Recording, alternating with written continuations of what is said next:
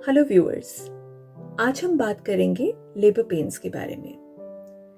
Pregnancy में labour pains का एक बहुत बड़ा खौफ रहता है और यकीनन ये पेन्स बहुत ही ज़्यादा इंटेंसिटी के होते हैं और इसको सहन करने के बाद एक लेडी की जो इंटरनल स्ट्रेंथ है वो बहुत ज़्यादा बढ़ जाती है, क्योंकि उसको लगता है कि अगर मैं ये टॉलरेट कर सकती हूँ तो लाइफ मेरे सामने कुछ भी फेंके मैं सब कुछ टॉलरेट कर सकती हूँ। अब इम्पॉर्टेंट बात है कि ये पेन्स इतने भी भयानक नहीं होते। अगर आपके छोटे भाई बहन हैं तो इसका मतलब है कि आपकी मम्मी ने दोबारा से ये पेन सहने की हिम्मत की, तभी तो छोटे भाई बहन आए। और अगर आपसे बड़े भाई बहन हैं तो आप मान लीजिए कि अगर मम्मी डर जाती तो आपका तो नंबर ही नहीं आता। तो ये नॉर्मल पेन्स इतने भी खतरनाक नहीं होते। अपने लास्ट वीडियो में मैंने आपसे डिस्कस किया था कि पहले प्रेगनेंसी में ये लेबर पेन्स लगभग 12 से 18 घंटे चलते हैं और ये भी आपको बताया था कि शुरू के पेन्स बहुत ही हल्के होते हैं और बड़े समय में वो पेन्स आते हैं, जैसे 1 घंटे में 3 दर्द, फिर 4 दर्द, फिर 5 दर्द। तो ये कोई बहुत ज़्यादा पेन्स नहीं है। बट नॉर्मल लेबर और डिलीवरी के पहले लगभग 1.5 से 2 घंटे ऐसे पेन्स आते हैं जो कि लेडी की टॉलरेंस की लिमिट के भी बाहर होते हैं। बट वहीं से उसको उसकी एक्चुअल स्ट्रेंथ का पता चलता है। इस 1.5 से 2 घंटे की ड्यूरेशन के बाद जनरली डिलीवरी हो जाती है और पेशेंट अपने बच्चे को देखकर ये दर्द लगभग भूल सा जाता है। अब कुछ ऐसी बातें हैं जो आपको अपने ध्यान में रखनी है जब आप लेबर पेन्स ले रहे हो। कई बार पेशेंट्स हमारे पास पानी छूटने के बाद आते हैं और कई बार पेशेंट्स हमारे पास, जैसे मैंने लास्ट टाइम बताया था, एक्टिव लेबर के दौरान आते हैं। तो अब हॉस्पिटल आने के बाद लेडी को लगता है कि अब तो जो करना है हॉस्पिटल वाले करेंगे। ऐसा नहीं होता है। पेन्स तो पेशेंट ने ही लेने होते हैं। फिर डॉक्टर का क्या रोल है? डॉक्टर का रोल ये होता है कि वो आपके लेबर की ड्यूरेशन को मॉनिटर करे ताकि आप और आपका बच्चा सेफ रहे, और सेकेंडली वो इस लेबर की ड्यूरेशन को कट शॉर्ट करे ताकि आपको बहुत लंबे समय के लिए पेन्स ना उठाने पड़े। मैंने आपको लास्ट टाइम बताया था कि अगर आपके बच्चेदानी का मुंह 0 से 3 सेंटीमीटर तक खुला है तो हम इसको अर्ली लेबर कहते हैं। अर्ली लेबर में डॉक्टर का रोल पेन्स उठाने का होता है, क्योंकि जनरली उस समय जो पेन्स आ रहे होते हैं वो बहुत हल्के होते हैं और बहुत कम इंटेंसिटी के होते हैं। सेकेंड पार्ट होता है एक्टिव लेबर। अगर आप हॉस्पिटल तब पहुंचते हैं, जैसे मैंने समझाया था, जब बच्चेदानी का मुंह 3 से 10 सेंटीमीटर के बीच में खुला हो, तो फिर डॉक्टर का रोल पेन्स बढ़ाने का होता है। और दोनों ही चीज़ों में ध्यान रखना होता है कि बच्चे की धड़कन बिल्कुल ठीक रहे और लेबर की प्रोग्रेस भी बढ़िया तरह से चल रही हो। तो पेशेंट्स को कई बार ये एक्सपेक्टेशन होती है कि लेबर के दौरान डॉक्टर उनका हाथ पकड़कर बैठेंगे।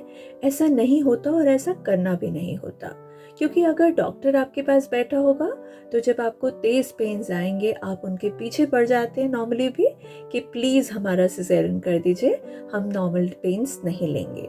तो डॉक्टर अपनी विजिट पे रेगुलरली आते रहते हैं और आपकी लेबर को या तो खुद या स्टाफ के थ्रू मॉनिटर करते रहते हैं। अब सेकेंड इम्पॉर्टेंट रोल है कि पेशेंट के अटेंडेंट्स का क्या रोल होता है। अब अटेंडेंट्स बहुत ही इम्पॉर्टेंट होते हैं लेबर के दौरान। तो पहली हिदायत जो मेरी अटेंडेंट्स को रहती है कि कमजोर दिल वाले अटेंडेंट्स कृपया हॉस्पिटल ना आए। अधिकतर सिजेरियन सेक्शन जो कि इंडिकेशन ना होने पर भी कराए जाते हैं वो पेशेंट के अटेंडेंट्स की वजह से होते हैं। पेशेंट को तो पेन्स आएंगे, पेशेंट चिल्लाएगा भी, रोएगा भी और उसका रोना वाजिब भी है। पर दिक्कत तब आती है जब पेशेंट की मदर, पेशेंट का हस्बैंड, पेशेंट के इन-लॉज ये सब भी चिल्लाने लगे और रोने लगे। आपको लगता है कि शायद हॉस्पिटल का स्टाफ उतना हेल्प नहीं कर रहा, बट आप माने कि हम ये चीज़ें रोज़ देखते हैं और हम एक तरह से इम्यून भी होते हैं, जो कि अच्छा है। तभी आप लोग नॉर्मल डिलीवरी करा पाते हैं। तो ये मत सोचिए कि हम लोग बहुत कठोर हृदय के होते हैं, ऐसा नहीं होता।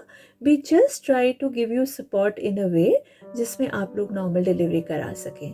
तो प्लीज़ मेरी अटेंडेंट से रिक्वेस्ट है कि आप बिल्कुल काइंड रहें अपने पेशेंट के प्रति, बट फर्म भी रहें और अगर आपको लगता है कि आप लेबर पेन्स नहीं देख पाएंगे तो प्लीज़ प्लीज़ प्लीज़ हॉस्पिटल बिल्कुल भी मत आइए। सेकेंड काम होता है पेशेंट के अटेंडेंट्स का, पेशेंट को हाइड्रेटेड रखना। अगर किसी कारण से आपके डॉक्टर ने मुंह से कुछ भी खाने पीने को मना कर रखा है तो बेटर रहता है कि आप पेशेंट को सिप्स ऑफ वाटर देते रहें, जिससे पेशेंट हाइड्रेटेड रहे। अगर वो लो एनर्जी फील कर रहा है तो आप उस पानी में ग्लूकॉन डी वगैरह कुछ मिलाकर दे सकते हैं, जिससे थोड़ा सा उसका एनर्जी भी रिस्टोर हो जाए। और अगर लंबा लेबर है और आप अर्ली लेबर में हैं तो आप अपनी डॉक्टर से परमिशन लेकर पेशेंट को कुछ हल्का फुल्का खाने को भी दे सकते हैं। तो ये जो भी हिदायतें हैं, इट इज़ ऑलवेज बेटर कि आप अपने डॉक्टर के साथ कंफर्म कर लें कि न्यूट्रिशन क्या देना है। और रोल जो अटेंडेंस का है वो ये है कि समय समय पे पेशेंट को उठाकर पेशेंट को यूरिन पास करने के लिए ज़रूर लेके जाएं। अब यूरिन पास करना इसलिए ज़रूरी है क्योंकि बच्चेदानी का रास्ता और पेशाब की थैली बिल्कुल साथ साथ होते हैं। अगर यूरिन का प्रेशर ज़्यादा हो जाए तो बच्चे के सिर को नीचे जाने की जगह ही नहीं मिल पाती। तो इट इज़ वेरी इंपॉर्टेंट कि हर हाफ एन आवर में आप पेशेंट को उठाकर यूरिन पास कराने के लिए ज़रूर लेके जाएं। इसके अलावा टच थेरेपी, मसाज बहुत हेल्प करता है पेशेंट को लेबर को सहन करने में।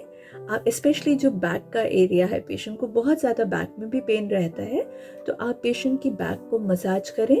वो एक्यूप्रेशर पॉइंट्स भी होते हैं जो कि लेबर को इजी भी करते हैं और स्मूदन भी करते हैं।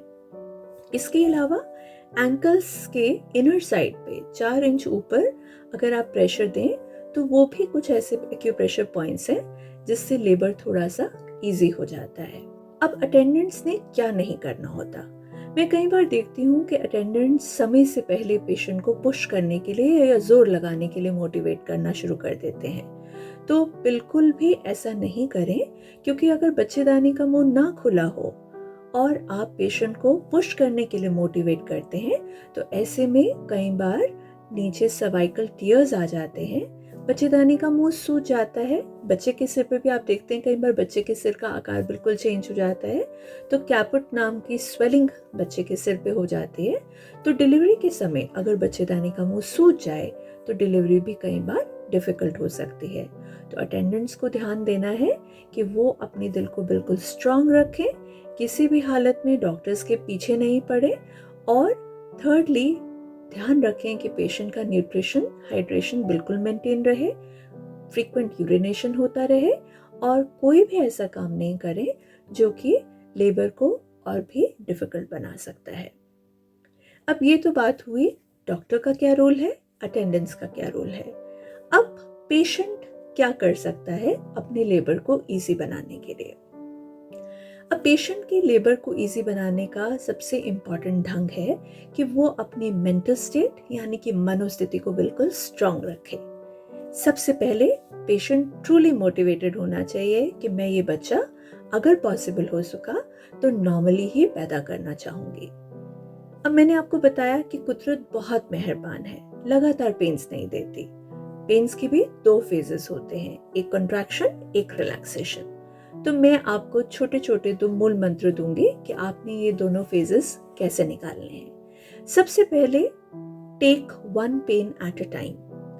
ये मत सोचिए कि हर कितने पेन्स आएंगे, मुझे इतने सारे पेन्स लेने पड़ेंगे। No, the attitude should be कि मैंने एक पेन को एट अ टाइम लेना है और उससे ज़्यादा पेन्स के बारे में नहीं सोचना।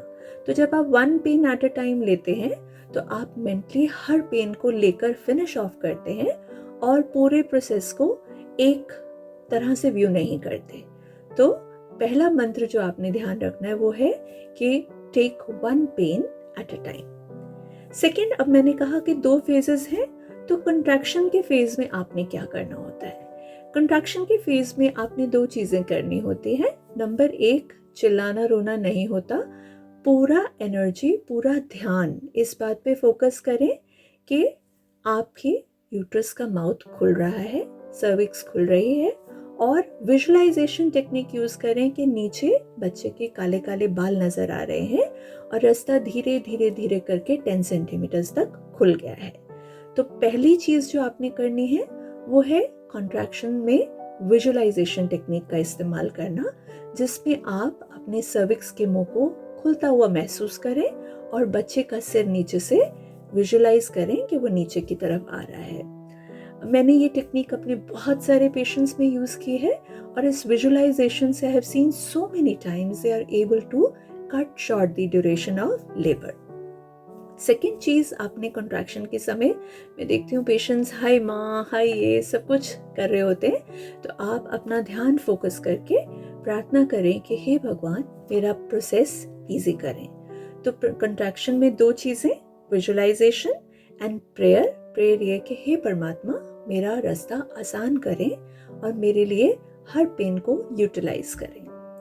अब आती है बारी रिलैक्सेशन। रिलैक्सेशन का फेज भी उतना ही इम्पोर्टेंट है।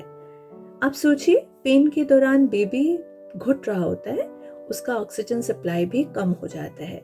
तो रिलैक्सेशन फेज में आप डीप ब्रीदिंग करें, लंबे और गहरे सांस लें जिससे आपकी बॉडी में ऑक्सीजन मेंटेन रहे।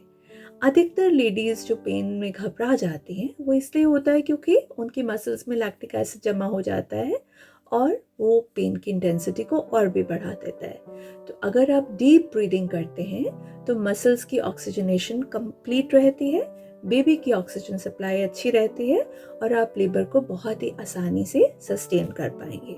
तो रिलैक्सेशन के समय में भी दो चीज़ें करनी है।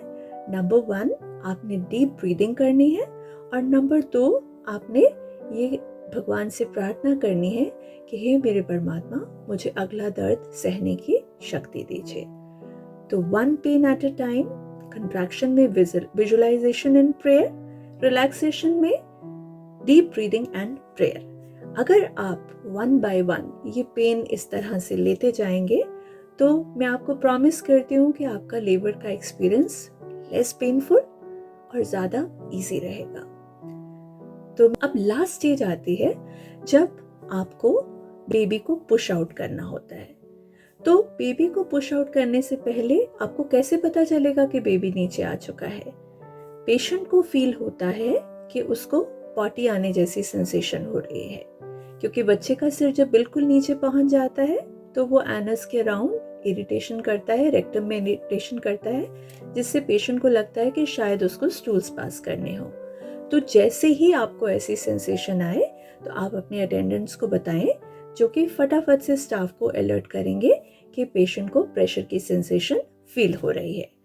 तो प्रेशर की सेंसेशन फील होते ही आपका डॉक्टर जनरली आपको डिलीवरी टेबल पर शिफ्ट कर लेता है। अब डिलीवरी टेबल पे जाने के बाद आपको पूरी शिद्दत के साथ पुश करने का जोर लगाना होता है। पुश करने का मतलब है आप ऐसा पेन पुश करते हैं जैसे आप कॉन्स्टिपेटेड हो और पॉटी कर रहे हो बहुत जोर लगाकर। इसी एक्शन के साथ बेबी बिल्कुल बाहर आ जाता है। तो आई रियली होप आप ये सारी टिप्स का इस्तेमाल करेंगे और अपने लेबर को इजी और कंफर्टेबल बनाएंगे। अगर आप विजुअलाइजेशन, प्रेयर और डीप ब्रीदिंग की टेक्निक को फॉलो करेंगे तो आप यकीनन अपने लेबर की ड्यूरेशन को कट शॉर्ट भी कर पाएंगे। अपने अगले वीडियो के साथ जल्द ही मिलते हैं। तब तक के लिए थैंक यू।